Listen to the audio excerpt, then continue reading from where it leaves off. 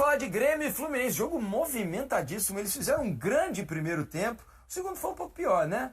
Mas o primeiro foi muito bom, e vejam vocês, o Fluminense está com dificuldade fora de casa, né? Hoje, puto, tenha feito um grande primeiro tempo, Fluminense, né?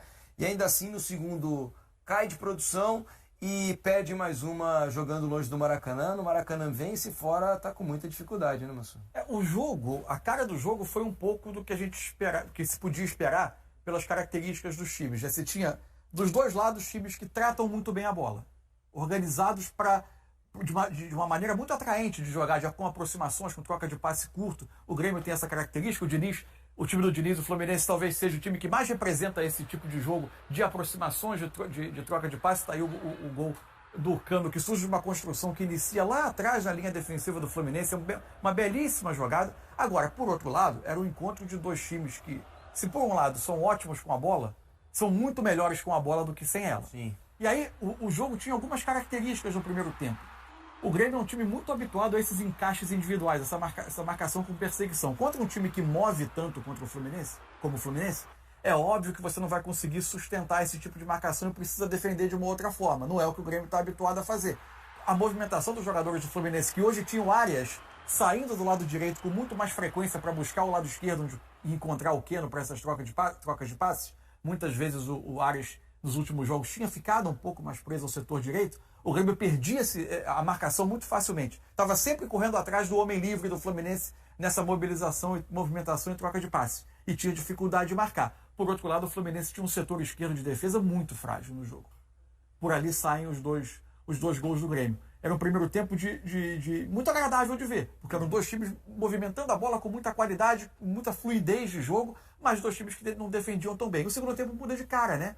O Fluminense fica um pouco mais com a bola, o Grêmio vem defender um pouco mais atrás, e aí faltou ao Fluminense algo que ele encontrava com mais facilidade no primeiro tempo, que era fazer essa troca de passe e resultar em infiltração, em se colocar numa posição de finalização. O segundo tempo do Fluminense foi abaixo, teve volume, mas não teve tanta criação de chance, embora cada time tenha tido um gol anulado por impedimentos curtos. Nossa, milimétricos, né?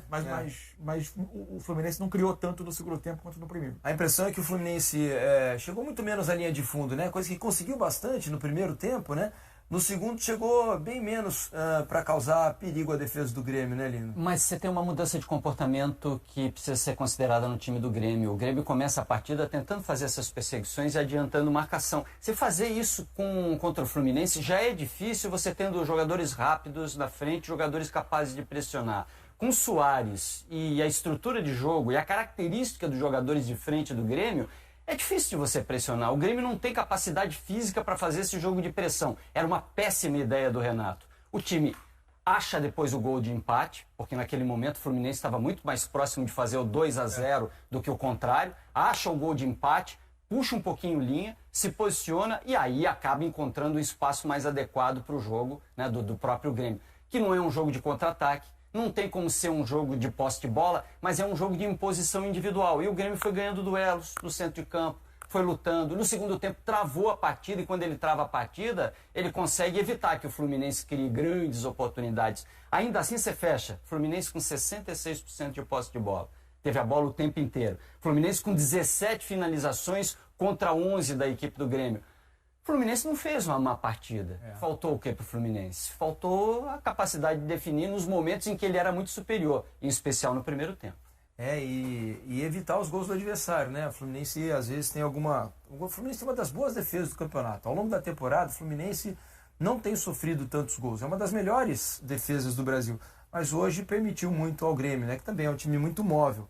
Vamos fazer o seguinte, vamos conversar com a Renata Silveira, com o Paulo César Vasconcelos e com o Pedrinho, que vão trazer detalhes desse jogo lá da Arena do Grêmio pra gente. Tudo bem, Renata? Bem-vindo ao Troca.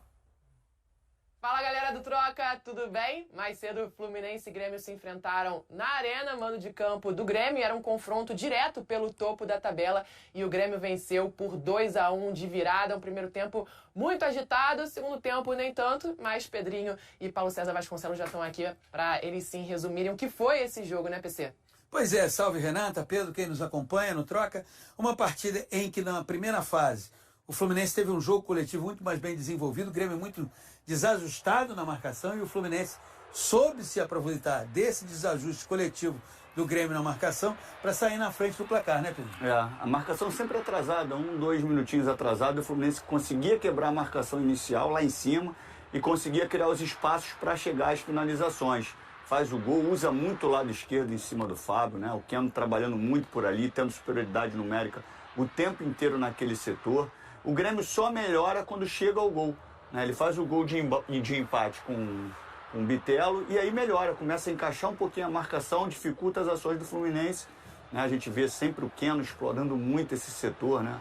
Ele chega ali com facilidade, a galera reclamou muito, né, do Fábio nesse lance, mas ele só chegou atrasado. Era coletivo, né? Ele só chega atrasado porque ele teve que dar o bote é. lá na frente. Aí ele chega ali já com um delayzinho, dá tempo do Keno olhar e ver o Cano dentro da área para fazer a finalização. A partir do empate, o Grêmio vai mudando a sua fisionomia, o seu comportamento no jogo. Passa a ser uma equipe mais ajustada e você vai observar aí que o primeiro e o segundo gol do Grêmio, eles têm uma certa similaridade. Os lances saem pelo lado esquerdo da defesa do Fluminense, né, Pedro? É porque onde o Fluminense mais atacou, ele sofreu ali nas costas do Marcelo, né? Marcelo se apresentava muito à frente com o Keno para usar esse lado e atrás sofreu um pouquinho, né? Os gols saíram por ali, né? Tanto com o Bitelo quanto com o Ferreira. Em tabelas, em aproximação, né? A gente vê um jogo mais próximo e isso facilita. É o jogo do Renato, né? E já para o segundo tempo, é uma postura completamente diferente do mais Grêmio. ajustada na marcação, criando dificuldades para a troca de passes da equipe do Fluminense, que tem na troca e movimentação seus dois pilares, e com isso o jogo vai ficando sob controle do Grêmio. Não tem tantas oportunidades, mas também não é tão ameaçado constantemente. A gente falava que contra o Fluminense, a maioria das equipes elas estão muito mais preocupadas em dificultar as ações do Fluminense do que propor um jogo, né? De ter o seu jogo ali em cima. A gente percebe que tem 2 lances fortes ali do Fluminense. Depois o Grêmio começa a pressionar um pouquinho mais, usar o contra-ataque como arma para chegar à vitória. E a gente teve 2 lances, né, de impedimento, um gol do Fluminense, que seria o segundo gol do Cano. Seria o gol de empate da marcada E pelo depois Cano. teve um lance de impedimento também do Grêmio. Isso aí é o primeiro, PC, ó. O Léo jogada Fernandes pelo levou lado no fundo e o Cano finalizou. E a jogada saindo pelo lado esquerdo. Foi uma das, Já com o André na zaga e ele acha o passe aí no Keno que está impedido. foi uma das poucas jogadas que o Fluminense conseguiu produzir no segundo tempo de forma ofensiva mais contundente pelo lado esquerdo. E depois o gol anulado do Grêmio, em que o Soares toca para o Reinaldo e o Martinelli, usar uma expressão das antigas, marca contra o patrimônio. Mas aí E esse lance, né, Pedrinho, a gente falou assim, só a tecnologia mesmo, né? Porque a olho nu ninguém viu impedimento. Até com a tecnologia eu tô em dúvida ainda, Renato. Porque assim, tá justo para mim. O olho No tanto que eu mecânico esperava não é que ele... esclarecedor. eu achei que ele fosse dar gol. E quando ele deu impedimento, assim, tá muito duvidoso essa marca, não. Contigo. Hoje foi um dia especial pro Grêmio, que teve 2 estreias, né? O Rodrigo Eli estreou e o JP Galvão também, mas principalmente o retorno do Luan, que começou no banco de reserva. A gente mostra as imagens agora, ó. Luan que passou por muitas questões difíceis na carreira, né? Parte pessoal também, enfim. Muitas polêmicas, caso complicadíssimo quando jogava no Corinthians. Agredido covardemente por pessoas que se dizem torcedoras do Corinthians. Provavelmente, do ponto de vista emocional, um jogador muito fragilizado. E o Renato é o seu maior fiador nesse retorno. O Grêmio abraçou ele, né? E o acolhimento e a manifestação da torcida hoje na arena do Grêmio, elas são muito importantes. A gente tem um certo hábito de olhar para jogador de futebol como se ele fosse máquina. Jogador de futebol não tem sentimento. Jogador de futebol é alguém que entra em campo para desempenhar a função. Não é isso. No fundo, no peito do jogador de futebol também bate o coração, como bate no seu, no meu, de quem está aqui nos acompanhando. É exatamente isso. E o Luan precisa de acolhimento e precisa também, através do acolhimento, mostrar que esse retorno ao Grêmio lhe fará muito bem. Fazendo bem a ele, fará bem ao Grêmio. Obrigada, PC, Pedrinho.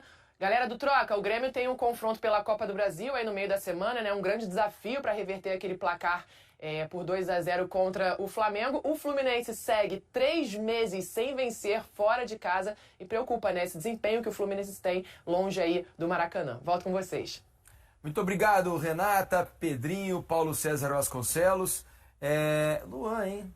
Voltando ao Grêmio, hoje entrando por alguns minutos. O Grêmio também teve novidades, Rodrigo ele na zaga, né? O João Pedro, que agora aqui é chamado de JP Galvão. O João Pedro, que tem uma bonita história no Cagliari, né? Ele é ídolo da torcida do Cagliari. A gente tem 2 JP Galvão Pois é, um do Vasco e um do Grêmio, né? E o do Grêmio, ele tem uma bonita história no Cagliari, né? Fez muitos gols por lá, tem uma história de 9 anos no futebol da Itália. E agora chegou para tentar ajudar o Grêmio aí a melhorar no Campeonato Brasileiro e quem sabe ganhar a Copa do Brasil. Como foram essas estreias, Mussu? O início do Rodrigo ali de algumas dificuldades, tendo que por vezes sair em perseguição, no lance uma primeira chance, primeira chance de gol, uma das primeiras chances de gol do Fluminense, ele tenta sair para um duelo mais distante da área e acaba tendo a sobra da bola, acaba ficando com o Fluminense e no espaço o Fluminense ataca e tem uma boa chance de gol. Cresce no segundo tempo quando o Grêmio se dedica mais a defender a área, vem defender um pouco mais atrás, com a defesa mais estruturada, mais posicionada. Ele e todo o sistema defensivo do Grêmio cresce um pouco diante de um Fluminense com mais volume e mas com por vezes a área pouco preenchida, né? O Fluminense com pouca capacidade de transformar o volume em contundência. Mas aí o Rodrigo Eli, como todo o sistema defensivo do Grêmio, cresceram no segundo tempo. Pois é, e a torcida do Fluminense, depois a gente vai mostrar de novo esse lance. A torcida do Fluminense está reclamando de um pênalti no final do jogo. A gente vai trazer esse lance para vocês aqui. Vamos mostrar o lance polêmico aí, né? Pelo menos a torcida do Fluminense está reclamando barbaridade aqui na hashtag troca de passes desse último lance aí, ó, em cima do Nino. Veja que o árbitro não marca nada, esse lance já acontece nos acréscimos do jogo. Vamos ver se a gente vê uma repetição. Parece haver um pisão do Rodrigo Eli na perna esquerda, no tornozelo do Nino ali, ó. Agora a gente vai ver no detalhe. Tem o pisão. Tem o pisão. É lance pra... Não, Lino? É difícil pro árbitro ver no campo, É difícil, mas com o VAR, né? E aí, Lino? O Lino eu sei que é o cara que não gosta de pênalti. Se o Lino falar que é pênalti, porque é muito pênalti. É um bom termômetro pra gente. Diz aí, Lino. Não é uma disputa de bola. É um encontrão de dois jogadores. Ó, a disputa de bola está um pouco mais à frente. É um choque de dois jogadores. Achei um pisão acidental. Achei que pelo fato de eles estarem embolando dentro da área, o Nino está disputando espaço também. Honestamente, eu não acho lance para pênalti, né? Mas eu vejo pisão. Não sou cego. Vejo pisão. Tem um pisão. Eu acho que pode até ter sido acidental, mas acaba sendo forte, né? Olha lá, porque ele vai e acaba pisando. Em tempos de VAR, eu acho que é pênalti. É bastante pênalti para mim, em tempos de VAR. Eu acho que o VAR teria a obrigação de chamar o árbitro para que ele revisse o lance, no mínimo. Que para mim, claramente, aconteceu um evento que ele não percebeu no Exato. campo. E o Nino não está tão distante assim da disputa de bola. Era difícil de perceber no campo esse lance. Tinha muita gente envolvida ali. Mas vocês acham uma decisão absurda? Eu não acho tão absurda. Olha, se eu sou o VAR, eu entenderia como um erro claro. Eu chamaria o árbitro. Eu acho que é pênalti. Eu não achei claro, cara. Eu achei uma disputa... Não é disputa de bola. Os dois jogadores estão correndo em direção à bola. Você pisar no pé do adversário não é necessariamente... Então, mas o Marcelo foi suspenso por 3 jogos por um acidente que pra mim é igual. Mas não Marcelo, é verdade? O Marcelo não merecia ter sido expulso. Isso. O Marcelo não deveria ter recebido a suspensão que recebeu. Lances absolutamente acidentais. Talvez até isso sirva de argumento. Mas assim, de todo jeito, acho que a falta acontece. No caso do Marcelo, poderia ter sido marcada a falta, nada mais. Como aí, pra mim, também é falta. E como é dentro da área, eu acho que é pênalti. Então eu acho que se eu fosse o VAR, eu chamaria o árbitro. Eu tô discordando do Lino dessa. Cada vez que eu tô olhando, eu tô me convencendo mais do pênalti. Eu também. Eu tô achando bastante pênalti. Me convencendo mais ainda de que era um lance que o VAR teria sido chamado ao monitor.